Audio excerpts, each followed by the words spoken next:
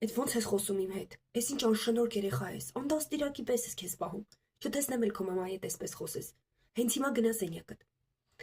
Մոտավորապես այսպես են ծնողները արձագանքում, երբ երեխաները անհարգալից անշնորհք վերաբերմունք են ցույց տալիս։ Եկեք հասկանանք, թե այս արձագանքի մեջ որն է սխալը եւ ինչ կարող է անել ծնողը, որ հաջորդ անգամ երեխայի հետ ավելի լավ համագործակցային հարաբերություններ ստանանք։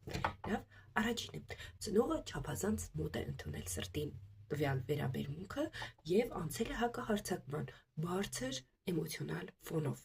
Սա երեխայի մոտ առաջացնում է անվտանգության խնդիրների հետ կապված զգացում, այսինքն երեխան իրեն անվտանգ չի զգում տվյալ իրավիճակում, որը բնազդաբար նրան մղում է երկու գործողություններից որևէ մեկին՝ հակահարձակում կամ պաշտպանական փախուստ։ Լավ, ուրեմն եթե երեխան հակահարձակման է դիմում, նա ասում է՝ «Ու չեմ արել» եւ այլն, ու այս ամեն ինչը վերաճում է վեճի։ Եթե նա փախուստի է դիմում, նա պարզապես դադարում է լսել ձեր ասածը, այսպես ասած, փակում է ականջները, գուցե ֆիզիկապես կամ գուցե նաև ֆիզիկապես էլ չէ, բայց չի լսում ձեր ասածը եւ հետեւաբար չի ընկալում, չի հասկանում եւ չի սովորում ոչինչ տվյալ իրավիճակից։ Լավ, երկրորդ խնդիրը՝ ծնողը վիրավորում, նվաստացնում է երեխային։ Ինչ անդաստիարակ ես, ինչ անշնորհք ես, այս ես, այն ես, այսպես երեխային դուք վիրավորում ու նեղացնում եք, որը ավելի է խորացնում անդունդը ծնող երեխայի միջև եւ երեխան պարզապես չի լսում ձեր ասածը, քանի որ դուք իրեն պարզապես նեղացնում եք։ Նրա ինքնապաշտպանական բնազդը ավելի բարձր աստիճանի վրա է լինում, որը թույլ չի տալիս օբյեկտիվորեն լսել, հասկանալ, թե ինչ է ասվում։ Եվ երրորդը, ձեր ասածը հստակ հասկանալի չէ։ Հասկացանք, երեխան անհարգալից վերաբերմունք է ցուցաբերել ձեր հանդեպ։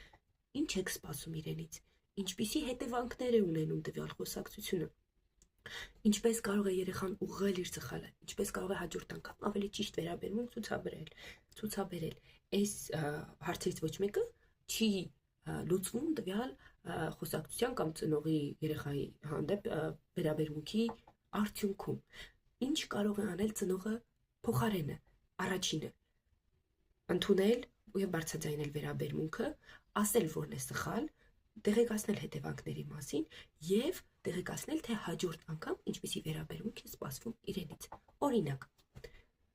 քո ասածը շատ անհարգալից էր։ Մարդիկ այդպես չեն խոսում մեծահասակների հետ։ Ես այդ ձևով խոսելու դեպքում չեմ պատասխանելու քեզ։ Քո ասածը չեմ անելու ու պարզապես չեմ լսելու։ Եթե ուզում ես, որ նորմալ հարաբերվենք, ուրեմն խորը շունչ ես քաշում ու այդ նույնը հարգալից ու ճիշտ ձևով ես խոսում։ Դրանից հետո կորոշենք, քննարկենք թեման, անելու ենք դա, թե ոչ։